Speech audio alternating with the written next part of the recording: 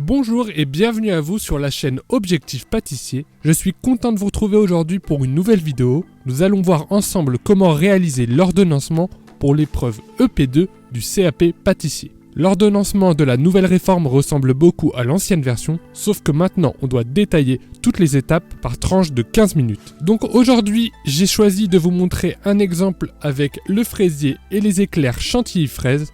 C'est exactement ce que j'avais à faire pour mon CAP, donc c'est parfait pour vous faire un exemple aujourd'hui. Donc l'ordonnancement ressemblera exactement à celui-ci. Il sera divisé en deux parties. Une partie pour le fraisier, donc pour l'entremets que vous aurez à réaliser le jour de votre épreuve, et une partie pour les éclairs chantilly fraise. Donc pareil, ça dépendra de ce que vous avez à réaliser le jour J. Donc on va devoir répartir notre travail par tranche de 15 minutes comme je vous l'ai dit, et ça sur 4 heures. Il faut essayer d'être le plus précis possible, c'est ce que veulent voir les examinateurs. Essayez de grappiller le maximum de points. On commence avec la réalisation de la génoise. Pourquoi je commence par la réalisation de la génoise? Parce que la cuisson est seulement de 15 minutes, donc comme ça je libère la place au four pour pouvoir ensuite mettre ma pâte à choux. Donc vous détaillez le maximum toutes les 15 minutes, donc dans les 15 premières minutes on va peser plus commencer la réalisation de la génoise, et ensuite on va terminer notre réalisation de génoise et on va l'envoyer en cuisson pendant 15 minutes. Ensuite je commence par attaquer la réalisation de la pâte à choux. Donc pareil, là j'ai détaillé peser plus réalisation de la pâte à choux. Donc on en a environ pour 20-30 minutes pour réaliser une pâte à choux, donc c'est pour ça que je l'ai mis sur deux créneaux de 15 minutes, plus 15 minutes pour dresser les éclairs sur plaque, et ensuite on en a pour 30 à 45 minutes de cuisson. Pensez bien à mettre des codes couleurs. Pour tout ce qui est partie chaude au four, vous pouvez mettre en rouge. Pour tout ce qui est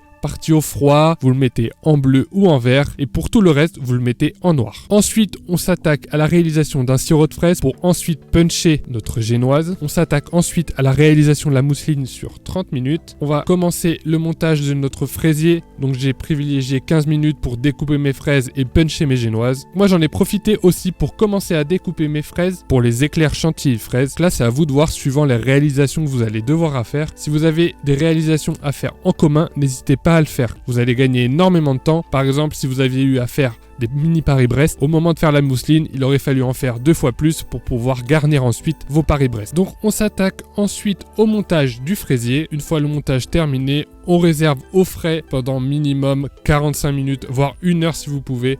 Essayez de vous organiser au mieux. Il faut optimiser son travail au maximum pour pouvoir laisser les préparations le plus possible au frais. 4 heures, ça passe très très vite. Pendant que notre fraisier est au frais, on va passer à la réalisation du caramel pour ensuite glacer nos éclairs. On s'attaque ensuite à la pesée et à la réalisation de la chantilly. On garnit nos éclairs de chantilly. On les garnit ensuite de fraises. Donc ça, c'est une étape qui va très très vite, et c'est là qu'il faut gagner le maximum de temps pour ensuite passer à la décoration du fraisier. Essayez de garder au minimum 30 minutes pour décorer votre fraisier ou votre entremets, le temps de faire le décor en chocolat ou découper un rond de pâte à sucre. Ça prend quand même un petit peu de temps.